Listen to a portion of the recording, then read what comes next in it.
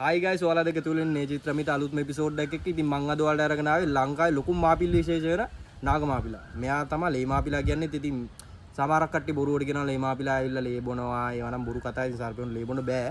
ඉතින් මෙයා සුළුයි සර්පෙක්. මෙයා ලංකාවේ හම් වෙන ප්‍රදේශ ගත්තොත් මෙයා සාමාන්‍ය ලංකාවේ හැමතැනම වගේ කියන්නේ හැමතැනමත් නෙමෙයි.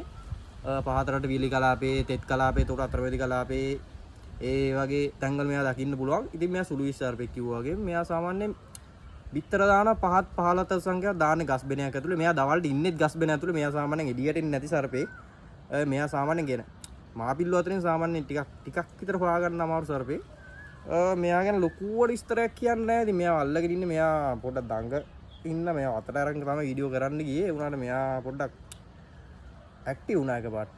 මේ මම මෙයා ගැන කලින් වීඩියෝ එකක් කරලා තිනවා. ඉතින් ඒකත් බලන්න මම පල්ලා ඩිස්ක්‍රිප්ෂන් එකේ දාලා තියන්න. ඉතින් මේ චිත්‍රමෙස episode